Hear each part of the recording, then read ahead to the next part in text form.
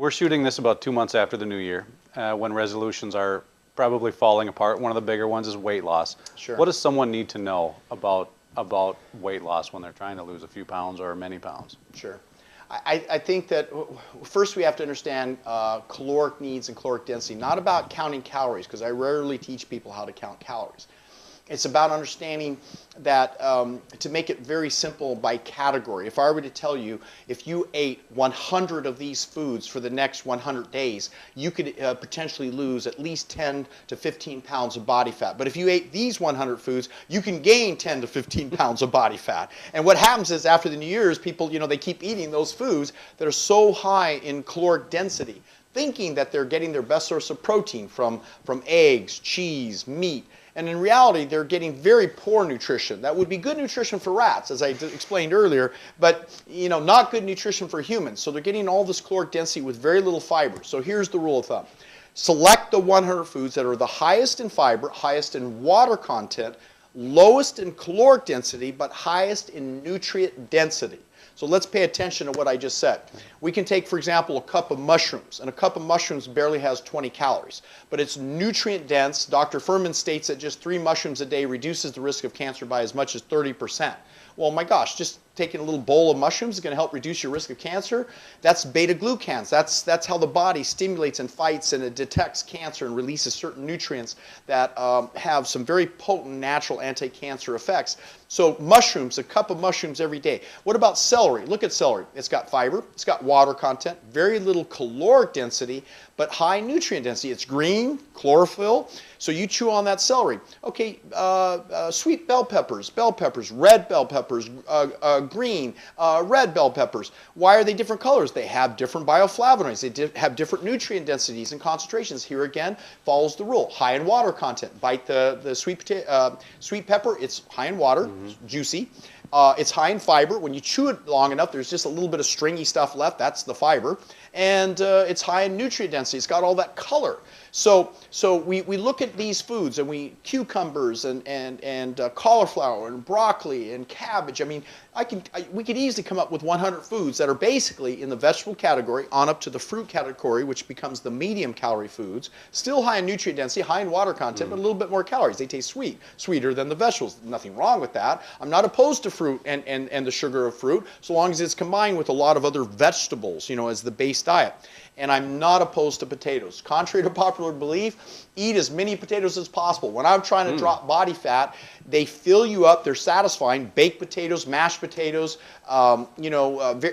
various ways, but I'll put chili salsa, because chilies, again, high in water content, high in nutrient density, have that nice taste to them, and a little bit of salt. I'm not opposed to salt. Read Dr. Bat Majlin's book, Our Body's Many Cries for Water. You have to understand, I read 272 books in the last year and a half. I mean, every day I'm reading, studying, researching, and all this information, I look at what I know, what seems to depart from what I do know, and then I look up that resource, and I don't discount it, because at one point, some studies were saying, well, avoid salt, avoid salt. I can really avoid salt. And then Dr. Bat Majlin set me clear. You need a little bit, about a teaspoon of salt per quart of water, and you need that natural salt in the foods to hold fluids into the tissues. So there's nothing wrong with a little bit of salt mixed into the whole diet. So I look at the nutrient density, then a lot of cauliflower, fruits, and then the next level of nutrient density becomes like beans and peas, high in fiber, but not much water content to them. So there's more caloric density. So when you eat a lot of beans and a lot of brown rice, they're going to maintain your weight. So you can have them, but just don't overeat them, right? And then you go up a little bit higher to avocados. Well, it's high in fat content, right? Avocados are low in water content. They're high in nutrient density, but because the fat content, they're the highest calorie thing of all the vegetables. So olives and avocados and nuts and seeds have a lot of calories. If you want to gain weight, you eat those things. Some people get too skinny, they eat more of those. But if you're trying to lose weight, why in the heck are you eating so much avocados, olives, and nuts and seeds and beans and rice, right? You want to be over here, the vegetables and the fruit, salads.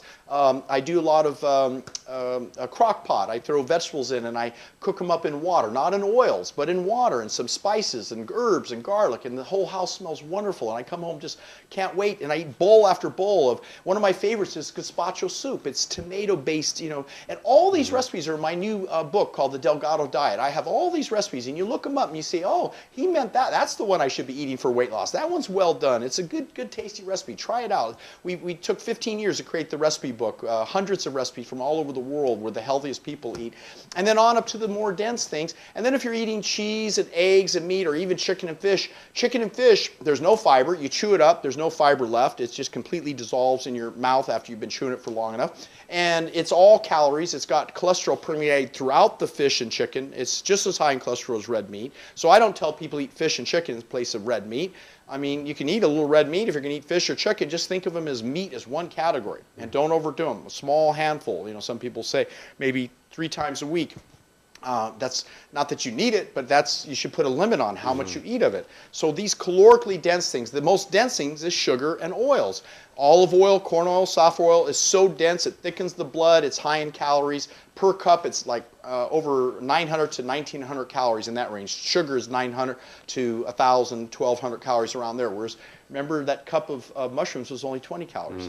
So you see, that's how the spectrum works. If you're going to lose weight, eat lots of salads, soups, and vegetables without the oil dressings. If you just go to a fat-free salad dressing, you'll save yourself 10,000 calories per month, which will save yourself about 2 pounds of body fat. You'll lose about maybe 10 pounds of body fat over the course of a year just going to a non-fat salad dressing. It's that simple. So my cookbook, The Delgado Diet, gives you these wonderful, tasty recipes that took us, better part of 15 to 20 years to put together. And I can tell you that I tend to overeat sometimes because I have a big, healthy appetite. I lift weights and I love big bowls of food. But when I eat big bowls of fibrous, high water content foods, I'm satisfied. My tummy's satisfied. Sends a signal to my brain, says I'm satisfied. And I did a lecture called Scientific Methods of Fat Loss on our website. You take a look at it, watch it for 3 hours, and it gives you all the science of what I'm talking about. So weight loss is something I call fat loss. Weight loss is deceptive because bodybuilders can show you a six-pack after they take diuretics, and they'll die almost. There's been examples of bodybuilders dying from taking diuretics to drain all the water tissue out of their body. That's very risky and dangerous. The natural diuretics would be like asparagus and watermelon and things. You can eat them in sensible quantities, and you're not going to die from eating asparagus or watermelon. You're going to die from taking Lasix and diuretics.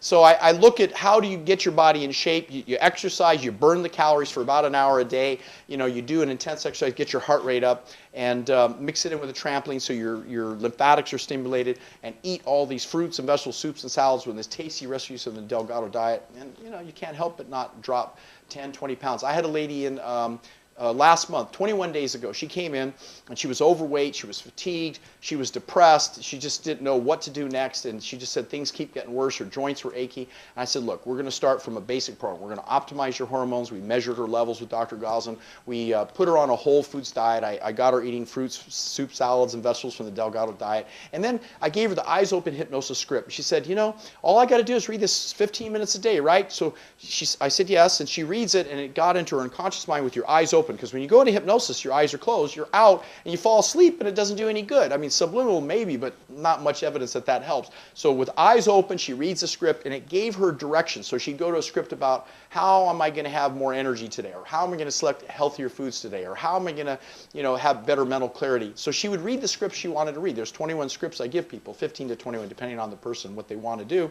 And she said, she came back after 21 days. She said, I've lost 10 pounds.